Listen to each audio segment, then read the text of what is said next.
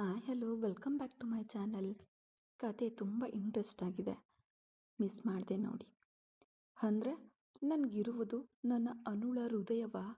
Uncle, ಈ ವಿಷಯವನ್ನು ಯಾತಕ್ಕಾಗಿ ನನ್ನ ಬಳಿ ಹೇಳಿಲ್ಲ ನೀವು ಎಂದನು ಸುಭಾಷ್. ನಿನಗೆ ಹಾರ್ಟ್ ಆಪರೇಷನ್ ಆಗಿರುವುದರಿಂದ ನಿನಗೆ ತುಂಬ ಆಘಾತಕಾರಿ ವಿಷಯಗಳನ್ನು ಹೇಳಬಾರ್ದಿತ್ತು. ಅದಕ್ಕಾಗಿಯೇ ನಿನ್ನ ಬಳಿ ಹೇಳಲಿಲ್ಲ. ಆದರೆ ನೀನು ಇಷ್ಟೊಂದು ಮಟ್ಟಿಗೆ ಕುಡಿತಕ್ಕೆ ದಾಸನಾಗ್ತೀಯ ಎಂದು ನಾವು ನಿರೀಕ್ಷಿಸಿರಲಿಲ್ಲ. ನೀನು ಡಾಕ್ಟರ್ ಅಷ್ಟೇ ಅಲ್ಲ, ಒಂದು ಕಾಲೇಜಿನ ಪ್ರೊಫೆಸರ್ ಕೂಡ. ನಿನ್ನ ಅಡಿಯಲ್ಲಿ ತುಂಬ ವಿದ್ಯಾರ್ಥಿಗಳಿದ್ದಾರೆ. ನೀನು ಅದನ್ನು ಅರ್ಥ ಮಾಡಿಕೊಂಡು ನಡ್ಕೊಳ್ಬೇಕಲ್ವಾ? ಇದಕ್ಕಿಂತ ಹೆಚ್ಚಾಗಿ ನಾನು ಹೇಳಲು ಏನೂ ಇಲ್ಲ ಸುಭಾಷ್. ಆ ಹುಡುಗಿಯ ತ್ಯಾಗವನ್ನು ನೀನು ಗೌರವಿಸುವುದಾದರೆ, ಅವಳ ಮೇಲೆ ನಿಜವಾಗಿಯೂ ನಿನಗೆ ಪ್ರೀತಿ ಇದ್ದರೆ ಇನ್ಮೇಲೆ ಆ ಕುಡಿತದ ಅಭ್ಯಾಸವನ್ನು ನೀನು ಮರಿಬೇಕು ಎಂದು ಡಾಕ್ಟರ್ ಹೇಳಿದ್ರು. ಅಂಕಲ್, ಸತ್ಯವಾಗಿಯೂ ಇನ್ಮೇಲೆ ನಾನು ಕುಡಿಯೋದಿಲ್ಲ. ನನ್ನ ಅನು ನನ್ನ ಜೊತೆಯಲ್ಲೇ ಇದ್ದಾಳೆ. ಅವಳನ್ನು ನಾನು ಚೆನ್ನಾಗಿ ನೋಡ್ಕೊಳ್ತೀನಿ. ಅವಳ ಹಾರ್ಟ್ಗೆ ಯಾವುದೇ ತೊಂದರೆ ಬರಬಾರ್ದು. ನನ್ನೊಳಗೆ ಅವಳು ತುಂಬ ವರ್ಷ ಜೀವಿಸಲಿ. ಅದರಿಂದ ಇದಕ್ಕಿಂತ ಹೆಚ್ಚಾಗಿ ನಾನು ಕುಡಿಯೋದೇ ಇಲ್ಲ ಎಂದು ಹೇಳಿದವನು ಈಗಷ್ಟೇ ತನ್ನ ಕಣ್ಣೀರನ್ನು ಒರೆಸಿಕೊಂಡನು. ಅವನ ಆಲೋಚನೆಯಲ್ಲಿ ಅವನ ಅನು ಮುಖ ಮಾತ್ರವೇ ತುಂಬಿತ್ತು. ಹಾಗೆಯೇ ಕಣ್ಣುಗಳನ್ನು ಮುಚ್ಚುತ್ತಾ ದಿಂಬಿನ ಮೇಲೆ ಒರಗಿದನು ಸುಭಾಷ್. ಆ ಬಿಸಿಲಿನಲ್ಲಿಯೂ ಒಂದು ಮರದಡಿಯಲ್ಲಿ ಕುಳಿತು ಬೆಟ್ಟದಂತೆ ರಾಶಿ ಬಿದ್ದಿರುವ ಕಡಲೆ ಗಿಡಗಳಲ್ಲಿ ಅಲ್ಲಿ ಕೆಲಸ ಮಾಡುವ ಹೆಂಗಸರ ಜೊತೆ ಕವಿತಾ ಸಹ ಕಡಲೆ ಬಿಡಿಸ್ತಾ ಇದ್ಲು. ಅವಳ ಕೈಗಳೆಲ್ಲ ಗುಳ್ಳೆಗಳಾಗಿದ್ವು. ಹಾಗಿದ್ರೂ ನೆಲಗಡಲೆ ಬೇರಿನಿಂದ ಆ ಕಡಲೆಗಳನ್ನು ಪ್ರತ್ಯೇಕವಾಗಿ ಬೇರ್ಪಡಿಸುವ ಕೆಲಸವನ್ನು ಮಾಡ್ತಾ ಇದ್ಲು. ಅವಳ ಮನಸ್ಸೆಲ್ಲ ತನ್ನ ಗಂಡನ ಮೇಲೆಯೇ ಇತ್ತು. ಏನು ಮಾಡ್ತಿದ್ದಾರೋ ಹೇಗಿದ್ದಾರೋ ತಿಳಿಯುತ್ತಿಲ್ವಲ್ಲ ಎಂದು ಅವಳೊಳಗೆ ಸಾವಿರ ನೋವುಗಳು. ಅದನ್ನು ಸಹಿಸಿಕೊಂಡು ಹೊರಗಡೆ ಜೊತೆಯಲ್ಲಿರುವ ಹೆಂಗಸರು ಮಾತನಾಡಿ ನಗ್ತಾ ಇದ್ರೆ ಅವರೊಂದಿಗೆ ತಾನು ಮಾತನಾಡುತ್ತಲೇ ತನ್ನ ಕೆಲಸವನ್ನು ಮಾಡ್ತಾ ಇದ್ಲು.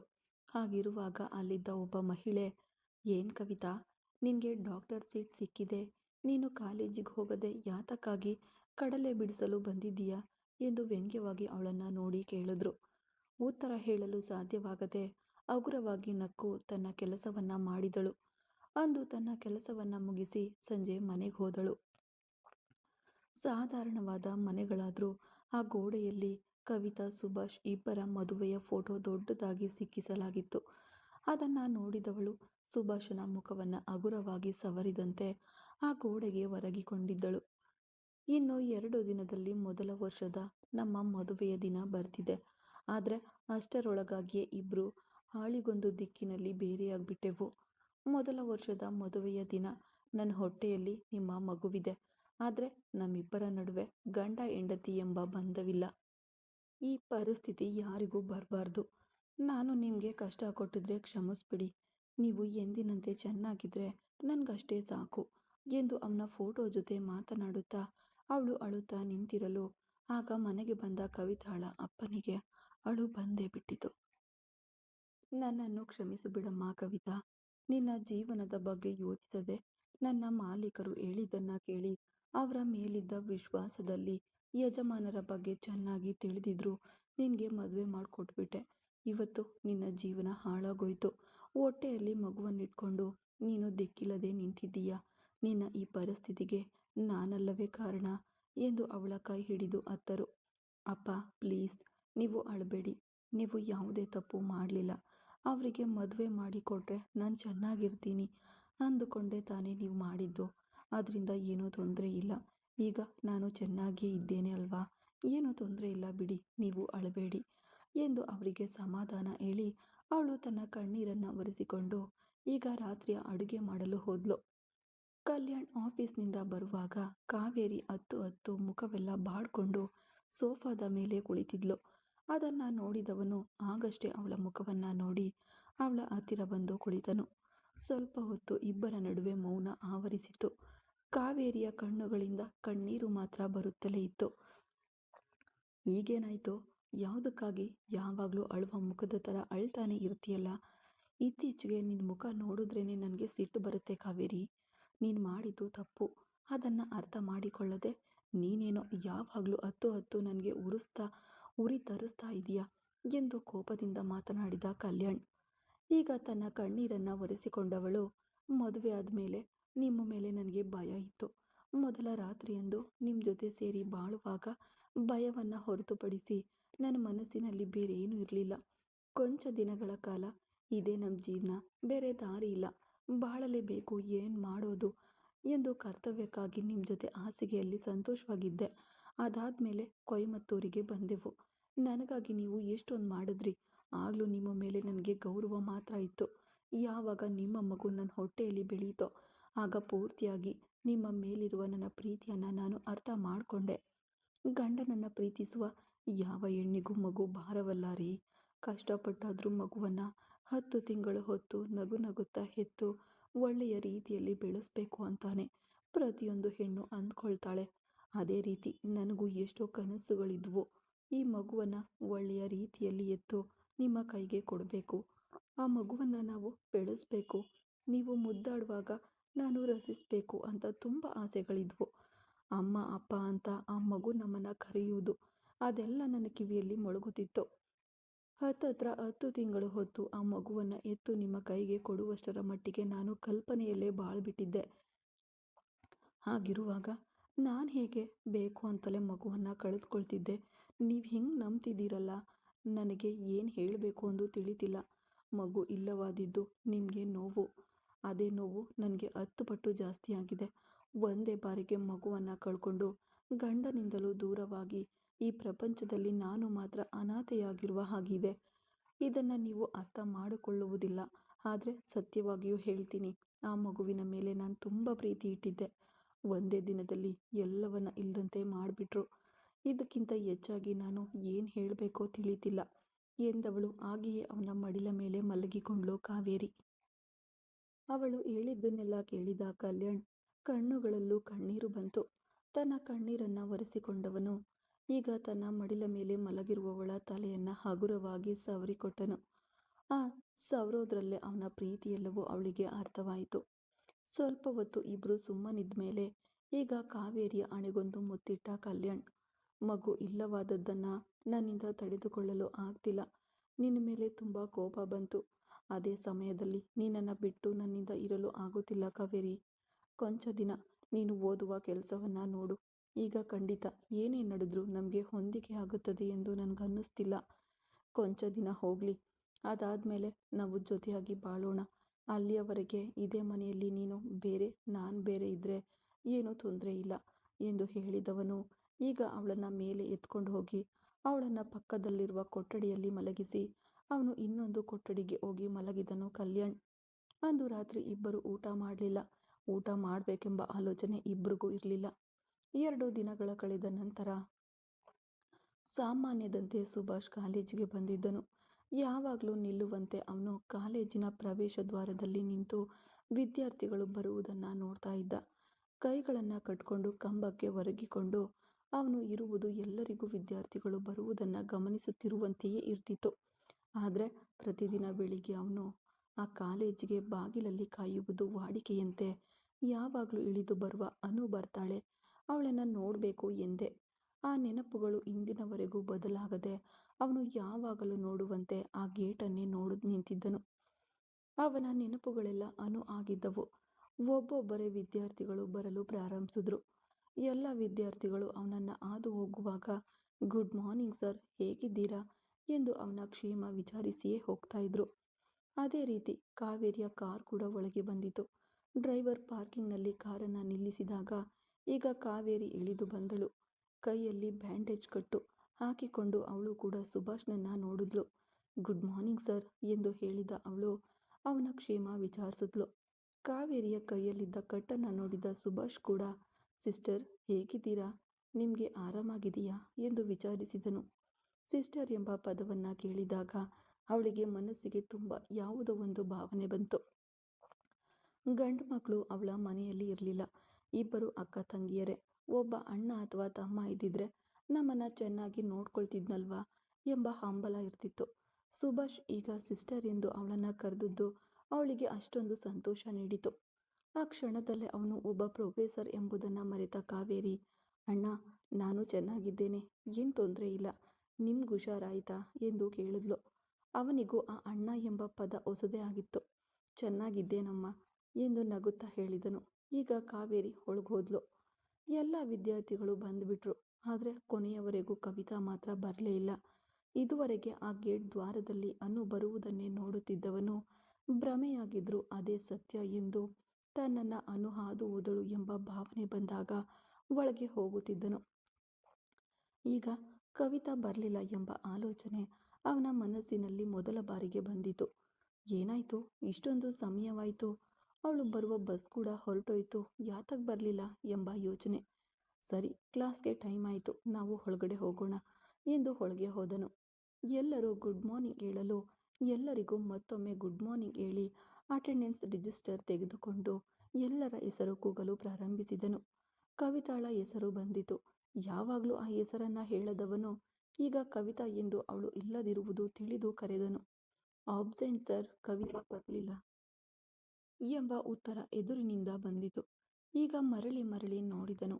ಆ ಅಟೆಂಡೆನ್ಸ್ ನೋಟ್ನಲ್ಲಿ ಅವನು ಬರೆದಿದ್ದ ಆ 4 ದಿನಗಳು ಕವಿತಾ ಆಬ್ಸೆಂಟ್ನಲ್ಲೇ ಇದ್ದಳು. ಹೌದು, ಏನಾಯಿತು, ಕವಿತಾ 4 ದಿನ ಆಬ್ಸೆಂಟ್, ಅವಳು ಈ ಕಾಲೇಜಿಗೆ ಬರಲೇ ಇಲ್ವಲ್ಲ ಎಂದು ಈಗ ತನ್ನ ವಿದ್ಯಾರ್ಥಿಗಳಲ್ಲಿ ಕೇಳಿದನು. ಸರ್, ಅವರು ಬರಲಿಲ್ಲ, ನೀವು ರಜೆ ಹಾಕಿದ ದಿನದಿಂದ ಅವರು ಬರಲಿಲ್ಲ ಎಂದು ಹೇಳಿದ್ರು. ಈಗ ಸುಭಾಷ್ಗೆ ಏನೋ ತರಹ ಆಯಿತು. ಯಾಕೆ ಕಾಲೇಜಿಗೆ ಬರಲಿಲ್ಲ, ಓದಬೇಕು ಅಂತ ತಾನೇ ಆಸೆಪಟ್ಲು, ಹಾಗಿರುವಾಗ 4 ದಿನ ಕಾಲೇಜಿಗೆ ಬರಲಿಲ್ಲ ಅಂದರೆ ಏನಾಯಿತು ಎಂಬ ಆತಂಕ. ಅವನಿಗೆ ಸರಿಯಾಗಿ ಪಾಠ ಮಾಡಲು ಮನಸ್ಸಿರಲಿಲ್ಲ. ಆಗ ಒಂದು 5 ಮಿನಿಟ್ಸ್ ಎಂದು ವಿದ್ಯಾರ್ಥಿಗಳಿಗೆ ಹೇಳಿ ಹೊರಗೆ ಹೋದ ಸುಭಾಷ್ ಈಗ ಕವಿತಾಳ ಅಪ್ಪನಿಗೆ ಕಾಲ್ ಮಾಡಿದನು. ಅವರು ಈಗ ಸುಭಾಷ್ನ ನಂಬರ್ ಬರ್ತಿದ್ದಂತೆ ಆತಂಕದಿಂದ ಫೋನ್ ತೆಗೆದು ವಂದನೆಗಳು ಹೇಳಿ ಚಿಕ್ಕ ಯಜಮಾನ್ರೆ ಎಂದರು ಆತಂಕದಿಂದಲೇ. ಮೊದಲೆಲ್ಲ ಸರಾಗವಾಗಿ ಹೆಸರು ಹಿಡಿದು ಕರೆಯುತ್ತಿದ್ದನು. ಆದರೆ ಈ ಬಾರಿ ಯಾಕೋ ಆ ಹೆಸರನ್ನು ಹೇಳಲು ಗೌರವವಿಲ್ಲವೆಂದು ಅವನೇ ಭಾವಿಸಿದನು. ಅದಕ್ಕಾಗಿ ಕವಿತಾ ಯಾಕೆ ಕಾಲೇಜಿಗೆ ಬರಲಿಲ್ಲ, ನಾನಿವತ್ತೇ ಕಾಲೇಜಿಗೆ ಬಂದಿದ್ದು, ಅಟೆಂಡೆನ್ಸ್ ನೋಡುವಾಗ ಅವಳು ಆಬ್ಸೆಂಟ್ನಲ್ಲಿದ್ದಾಳೆ ಎಂದು ಕೇಳ್ದ. ಅದು ಬಂದು ಯಜಮಾನ್ರೆ, ಕವಿತಾನೇ ಕಾಲೇಜಿಗೆ ಇನ್ಮೇಲೆ ನಾನು ಹೋಗಲ್ಲ ಅಂತ ಹೇಳಿ ತೋಟದ ಕೆಲಸಕ್ಕೆ ಹೋಗ್ತಿದ್ದಾಳೆ. ಇನ್ಮೇಲೆ ಕವಿತಾ ಕಾಲೇಜಿಗೆ ಬರಲ್ಲ ಯಜಮಾನ್ರೆ ಎಂದು ಅವರು ಹೇಳಿದ್ರು.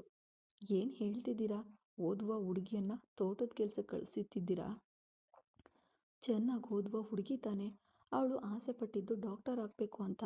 ಆ ಆಸೆಯನ್ನು ಯಾತಕ್ಕಾಗಿ ಅವಳು ಹಾಳು ಮಾಡಿಕೊಂಡು ತೋಟದ ಕೆಲಸ ಮಾಡಲು ಹೋಗ್ತಿದ್ದಾಳೆ. ಅವಳನ್ನು ಕಾಲೇಜಿಗೆ ಬರಲು ಹೇಳಿ ಎಂದನು. ಈಗ ಕೊಂಚ ಮರ್ಯಾದೆಯಿಂದ ಬನ್ನಿ ಹೋಗಿ ಎಂದು ಕರೆಯುವುದು ಅವನಿಗೇಕೋ ಒಂಥರ ಅನ್ನಿಸಿತು. ಸುಭಾಷ್ ಸಣ್ಣ ವಯಸ್ಸಿನಿಂದ ಇದ್ದಾಗಿನಿಂದ ಸುಭಾಷನ ಅಪ್ಪನಿಗೆ ಕಾರು ಓಡಿಸುತ್ತಿದ್ದವರು ಕವಿತಾ ಅಪ್ಪ. ಆಗ ಮೊದಲು ಹೆಸರು ಹಿಡಿದೇ ಕರೆಯುತ್ತಿದ್ದನು ಸುಭಾಷ್. ಆದರೆ ಇಂದು ಪ್ರಥಮ ಬಾರಿಗೆ ಬನ್ನಿ ಹೋಗಿ ಎಂದು ಕರೆಯುತ್ತಿರುವುದು ಅವರಿಗೆ ಸಂಕಟವಾಗಿ ಕಂಡಿತು. ಇಲ್ಲ ಯಜಮಾನ್ರೆ, ಕವಿತಾ ಇನ್ಮೇಲೆ ಕಾಲೇಜಿಗೆ ಬರಲ್ಲ ಅಂತ ಹೇಳಿಬಿಟ್ಲು. ಬೇಡ, ಗರ್ಭಿಣಿ ಬೇರೆ ಇದ್ದಾಳೆ, ಅದಲ್ಲದೆ ಕಾಲೇಜಿಗೆ ಬಂದರೂ ಕಷ್ಟವೇ ಆಗುತ್ತೆ. ಆಸೆ ಪಡುವುದಕ್ಕೂ ಒಂದು ಅರ್ಹತೆ ಬೇಕು ಅಲ್ವಾ? ಅರ್ಹತೆ ಮೀರಿ ಆಸೆ ಪಟ್ಟಿದ್ದು ನಮ್ಮದೇ ತಪ್ಪು ಯಜಮಾನ್ರೆ. ಪಾಪ ಆ ಮಗು ಏನು ತೋಟದ ಕೆಲಸವಾದರೂ ಮಾಡಿಕೊಳ್ಳಲಿ, ನೀವು ಅದ್ರ ಬಗ್ಗೆ ಯೋಚಿಸ್ಬೇಡಿ, ನಿಮ್ಮ ಹುಷಾರನ್ನ ನೀವು ನೋಡ್ಕೊಳ್ಳಿ, ಚೆನ್ನಾಗಿ ನೀವು ಇದ್ರೆ ಸಾಕು ಎಂದು ಹೇಳಿದರು. ಸರಿ ಎಂದು ಹೇಳಿ ಫೋನ್ ಇಟ್ಟನು ಸುಭಾಷ್. ಮತ್ತೆ ತರಗತಿಗೆ ಹೋದನು. ಅಂದು ಅವನ ಪಾಠಗಳನ್ನು ಮುಗಿಸಿದಾಗ ಮಧ್ಯಾಹ್ನದ ಸಮಯವಾಯಿತು. ಊಟಕ್ಕೆ ಹೋಗುವಾಗ ಕಾವೇರಿಯನ್ನು ಕರೆದನು ಸುಭಾಷ್. ಸಿಸ್ಟರ್, ಇಲ್ಲಿ ಬನ್ನಿ ಎಂದನು. ಹೇಳಿ ಅಣ್ಣ ಎಂದಳು ಕಾವೇರಿ. ಕವಿತಾ ಯಾಕೆ ಕಾಲೇಜಿಗೆ ಬರಲಿಲ್ಲ, ನಿಮ್ಗೇನಾದರೂ ಗೊತ್ತಿದೆಯಾ ಎಂದು ಅವಳಲ್ಲಿ ಕೇಳ್ದ. ಸೋಮವಾರ ನಾನೇ ಕಾಲೇಜಿಗೆ ಬರಲಿಲ್ಲ, ಹಾಗಾಗಿ 2ನೇ ದಿನ ಬರುವಾಗ ಕವಿತಾ ಇರಲಿಲ್ಲ. ಯಾಕೆ ಏನು ಅಂತ ನನಗೆ ಕೂಡ ಅರ್ಥವಾಗುತ್ತಿಲ್ಲ ಅಣ್ಣ. ಅವಳನ್ನು ಕಾಂಟ್ಯಾಕ್ಟ್ ಮಾಡುವುದಕ್ಕೂ ನನ್ನ ಹತ್ರ ನಂಬರ್ ಯಾವುದೂ ಇಲ್ಲ ಎಂದು ಹೇಳಿದಳು ಕಾವೇರಿ.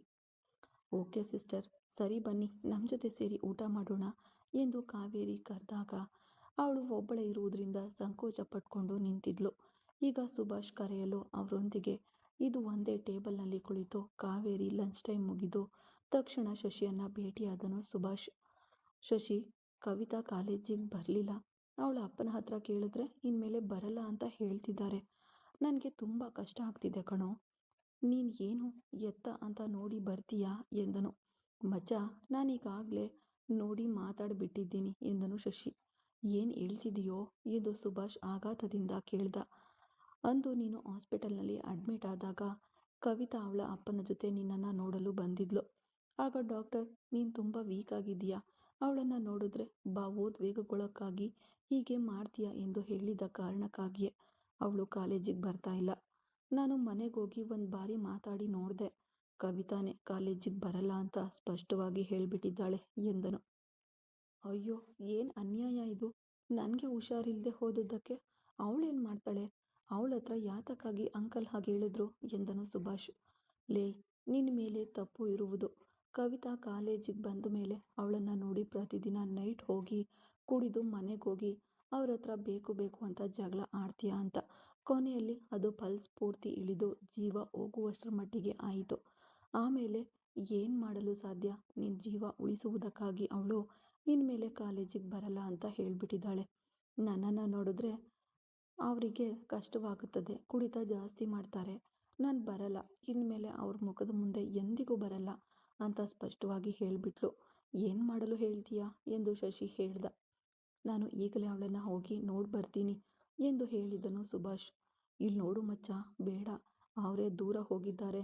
ಅವರನ್ನು ಕರ್ಕೊಂಡು ಬರೋದು ಮತ್ತೆ ಸಂಜೆ ನೀನು ಕುಡಿಯೋದು ಇದೆಲ್ಲ ಇಟ್ಕೊಂಡ್ರೆ ಇದಕ್ಕಿಂತ ಹೆಚ್ಚಾಗಿ ನಿನ್ನನ್ನು ಉಳಿಸಲು ನಮ್ಮಿಂದ ಸಾಧ್ಯವಿಲ್ಲ ಕಣೋ ಎಂದನು. ಲೇ ಶಶಿ, ಈಗ ಎಲ್ಲವನ್ನ ನಾನು ಅರ್ಥ ಮಾಡಿಕೊಂಡಿದ್ದೇನೆ. ಇದಕ್ಕಿಂತ ಹೆಚ್ಚಾಗಿ ನಾನಿನ್ ಮೇಲೆ ಕುಡಿಯೋದಿಲ್ಲ. ನನ್ನೊಳಗೆ ಮಿಡಿಯುತ್ತಿರುವುದು ನನ್ನ ಅನುಯಿನ ಹೃದಯ. ಅವಳನ್ನು ತುಂಬ ದಿನ ಬದುಕಿಸ್ಬೇಕು ಅಂತ ಆಸೆ ಪಡ್ತಿದ್ದೀನಿ. ಅದೇ ಸಮಯದಲ್ಲಿ ಕವಿತಾಳ ಓದು ಹಾಳಾಗಬಾರ್ದು, ನನ್ನಿಂದ ಆ ಹುಡುಗಿ ಬಂದಿದ್ದಾಳಾಗಬಾರ್ದು. ನಾನು ಈಗಲೇ ಹೋಗಿ ಅವಳನ್ನು ನೋಡಿ ಮಾತಾಡಿ ಬರ್ತೀನಿ ಎಂದು ತಕ್ಷಣವೇ ತನ್ನ ಕಾರು ಏರಿ ಹೊರಟನು ಸುಭಾಷ್. ಹೋಗುವ ದಾರಿಯಲ್ಲೇ ಒಂದು ಹೂವಿನ ಅಂಗಡಿಯಲ್ಲಿ ನಿಲ್ಲಿಸಿ ಹಾರ ತುಂಬಾನೇ ಗುಲಾಬಿ ಹೂಗಳು ಎಂದು ಖರೀದಿಸಿ ಕಾರಿನ ಹಿಂಭಾಗದ ಸೀಟಿನಲ್ಲಿ ಇಟ್ಟ ಸುಭಾಷ್. ಕವಿತಾ ತೋಟದಲ್ಲಿ ಕೆಲಸ ಮಾಡುತ್ತಿರುವಾಗಲೇ ಅವಳಿಗೆ ವಾಂತಿ ಹೆಚ್ಚಾಯಿತು. ಸ್ವಲ್ಪ ಸಮಯ ವಾಂತಿ ಮಾಡಿ ತನ್ನ ಬಾಯಿ ಮುಕ್ಕಳಿಸಿದವಳು ತನ್ನ ಮುಖ ತೊಳೆದುಕೊಂಡು ಅಲ್ಲಿ ಬಂಡೆಯ ಮೇಲೆ ಕುಳಿತುಕೊಂಡ್ಳು. ಅವಳ ಗೆಳತಿ ಹತ್ತಿರ ಬಂದಳು. ಏನಾಯ್ತು ಕವಿತಾ? ನೀನು ತುಂಬ ಸುಸ್ತಾಗಿದ್ದೀಯಾ? ವಾಂತಿ ಮಾಡ್ಕೊಳ್ತಿದ್ದೀಯಾ? ಆಸ್ಪತ್ರೆಗೆ ಹೋಗಿದ್ಯಾ ಇಲ್ವಾ ಎಂದಳು ಭುವನ. ಆಸ್ಪತ್ರೆಗೆಲ್ಲ ಹೋದೆ, ಆದರೆ ಮಾತ್ರೆ ತಿಂದರೂ ವಾಂತಿ ಬರ್ತಿದೆ. ಇವಾಗ ಏನು 2-3 ದಿನದಿಂದ ಹೆಚ್ಚಾಗಿದೆ. ತುಂಬ ಕಷ್ಟವಾಗ್ತಿದೆ ಎಂದಳು ಕವಿತಾ. ಸರಿ, ನೀನು ಬೇಕಿದ್ರೆ ಮನೆಗೆ ಹೋಗು, ನಾನು ಆ ಅಕ್ಕಂಗೆ ಹೇಳ್ತೀನಿ ಎಂದಳು ಭುವನ. ಇಲ್ಲ ಭುವನ, ಇನ್ನು 3 ಗಂಟೆವರೆಗೆ ಕೆಲಸ ಇದೆ. 1 ಗಂಟೆ ಮುಂಚೆ ಹೋದರೆ ಹೇಗೆ ಎಂದು ಇವರು ಮಾತನಾಡಿಕೊಳ್ಳುತ್ತಿರುವಾಗಲೇ ಆ ತೋಟದ ಹೊಡ್ತಿ ಅಂಶವೇಣಿ ಅಲ್ಲಿಗೆ ಬಂದರು. ಏನು ಕವಿತಾ, ನಿನಗೆ ಹುಷಾರಿಲ್ವಾ? ತುಂಬ ವಾಂತಿ ಮಾಡ್ಕೊಳ್ತಿದ್ದೀಯಾ? ಗರ್ಭಿಣಿಯಾಗಿರೋ ಹುಡುಗಿ ಇಷ್ಟೊಂದು ಬಿಸಿಲಿನಲ್ಲಿ ಕೆಲಸ ಮಾಡಿದ್ರೆ ಸ್ವಲ್ಪ ಹಾಗೆ ಇರುತ್ತೆ ಅಲ್ವಾ? ಒಂದು ಕೆಲಸ ಮಾಡು, ನೀನು ಮನೆಗೋಗು, ನಾಳೆ ಬಾ ಎಂದು ಹೇಳಿದ್ರು. ಅಕ್ಕ, ಇನ್ನೂ ಸ್ವಲ್ಪ ಸಮಯ ಅಷ್ಟೇ ಕೆಲಸ ಇದೆ ಎಂದಳು. ಆಳ್ಗೊಂದು ಕೈ ಸೇರಿ ಮಾಡಿದ್ರೆ ಕೆಲಸ ಮುಗಿದು ಹೋಗುತ್ತೆ, ನೀನು ಹೋಗು ಎಂದು ಆ ತೋಟದ ಹುಡುತಿ ಹೇಳಲು ಈಗ ಭುವನ ಅವಳನ್ನು ಮನೆಗೆ ಕರ್ಕೊಂಡು ಬಂದು ಬಿಟ್ಟು ಮತ್ತೆ ತೋಟಕ್ಕೆ ಹೋದಳು. ಬಂದವಳು ಜಗಲಿಯಲ್ಲಿ ಸ್ವಲ್ಪ ಸಮಯ ಗಾಳಿ ಆಡುವಂತೆ ಮಲಗಿದ್ಲು. ಆಮೇಲೆ ಮತ್ತೆ ವಾಕರಿಕೆ ಬಂತು. ಎದ್ದು ಹೋಗಿ ಬಾಗಿಲ ಸಂದಿಯಲ್ಲಿ ವಾಂತಿ ಮಾಡ್ತಾ ಇದ್ಲು. ಅದೇ ಸಮಯದಲ್ಲಿ ಅಲ್ಲಿಗೆ ಬಂದ ಸುಭಾಷ್ ತನ್ನ ಕಾರನ್ನು ನಿಲ್ಲಿಸಿ ಇಳಿದು ನೋಡ್ದ. ಬಾಗಿಲು ತೆರೆದಿತ್ತು. ಕವಿತಾಳ ಚಪ್ಪಲಿ ಕೂಡ ಹೊರಗಿತ್ತು. ಹಾಗಾದ್ರೆ ಮನೆಯಲ್ಲೇ ಇರ್ತಾಳೆ ಎನ್ನುವ ಆಲೋಚನೆಯಲ್ಲೇ ಅವನು ಆ ಬಾಗಿಲ ಬಳಿಗೆ ಹೋದ. ಬಾತ್ರೂಮ್ ಒಳಗೆ ಹೊಯ್ ಹೊಯ್ ಎಂದು ಅವಳು ವಾಂತಿ ಮಾಡುತ್ತಿರುವ ಶಬ್ದ ಕೇಳಿಸಿತು. ಆವಾಗಲೇ ಇಣುಕಿ ನೋಡ್ದ. ಕೆಳಗೆ ಒಂದು ಕಾಲನ್ನು ಊರಿ ಕುಳಿತು ತಂತಿಯೇ ವಾಂತಿ ಮಾಡ್ತಿದ್ಲು ಕವಿತಾ. ಹೆಂಡತಿಯಾಗಿ ನೆನೆಯದಿದ್ರು ಅವಳನ್ನು ಒಬ್ಬ ಪೇಷಂಟ್ ಎಂದು ಭಾವಿಸಿ ತಾನೊಬ್ಬ ಡಾಕ್ಟರ್ ಎಂಬುದನ್ನು ಅರಿತು ಒಳಗೆ ಹೋದವನು ಅವಳ ತಲೆಯನ್ನು ಬಿಗಿಯಾಗಿ ಹಿಡಿದುಕೊಂಡ. ಆವಾಗಲೇ ಅವನ ಸ್ಪರ್ಶವನ್ನು ಅರಿತವಳು ಸುಭಾಷ್ ಬಂದಿದ್ದಾನೆ ಎಂಬುದನ್ನು ಅರಿತಳು. ಅವನ ಆ ಪರ್ಫ್ಯೂಮ್ ವಾಸನೆ ಮತ್ತು ಅವನ ಕೈ ಸ್ಪರ್ಶ ಅವಳಿಗೆ ತಿಳಿಸಿತು. ವಾಂತಿ ಮಾಡಿದ ನಂತರ ಬಾಯಿ ಮುಕ್ಕಳಿಸಿದಳು. ಆಗ ಅವಳನ್ನು ಬಿಟ್ಟು ಹೊರಗೆ ಬಂದು ಜಗಲಿಯಲ್ಲಿ ಕುಳಿತ ಸುಭಾಷ್ ಆ ಬಾತ್ರೂಮ್ನ ಒಳಗೆ ನೀರು ಹೊಡೆದು ತಳ್ಳಿ ಈಗ ತನ್ನ ಸೀರೆ ಸೆರಗಿನಿಂದ ಬಾಯಿ ಒರೆಸಿಕೊಳ್ಳುತ್ತಾ ಹೊರಗೆ ಬಂದಳು ಕವಿತಾ. ಅವಳನ್ನೇ ನೇರವಾಗಿ ನೋಡ್ತಿದ್ದ ಸುಭಾಷ್. ಸರ್, ನಿಮಗೆ ಇವಾಗ ಹುಷಾರು ಹೇಗಿದೆ? ಚೆನ್ನಾಗಿದ್ದೀರಾ ಎಂದಳು. ಅವಳೊಳಗೆ ಒಂದು ಆತಂಕ ಇದ್ದೇ ಇತ್ತು. ನಾನು ಚೆನ್ನಾಗಿದ್ದೇನೆ. ಹೌದು, ನಿನಗೆ ವಾಂತಿ ತುಂಬ ಹೆಚ್ಚಾಗಿದೆಯಾ ಎಂದ. ಹೌದು ಸರ್, ಇವಾಗ 2-3 ದಿನದಿಂದ ತುಂಬ ಹೆಚ್ಚಾಗಿದೆ. ಟ್ಯಾಬ್ಲೆಟ್ ಹಾಕಿದ್ರೂ ವಾಂತಿ ಬರ್ತಿದೆ ಎಂದಳು ಕವಿತಾ. ಸರಿ, ನೀನು ಯಾಕೆ ಕಾಲೇಜಿಗೆ ಬರಲಿಲ್ಲ ಎಂದ. ಮುಂದುವರಿಯುವುದು ಮುಂದಿನ ಭಾಗದಲ್ಲಿ. ಕತೆ ಇಷ್ಟ ಆದರೆ ಲೈಕ್ ಮಾಡಿ, ಕಮೆಂಟ್ ಮಾಡಿ, ಹಾಗೆ ಸಪೋರ್ಟ್ ಮಾಡ್ತಾ ಇರಿ. ಯಾರೆಲ್ಲ ಸಬ್ಸ್ಕ್ರೈಬ್ನ ಮಾಡ್ಕೊಂಡಿಲ್ವೋ ಅವರು ಸಬ್ಸ್ಕ್ರೈಬ್ನ ಮಾಡ್ಕೊಳ್ಳಿ. ಕಥೆಯ ತಿರುವು ತುಂಬ ಚೆನ್ನಾಗಿದೆ, ಮಿಸ್ ಮಾಡದೆ ನೋಡಿ. Thank you.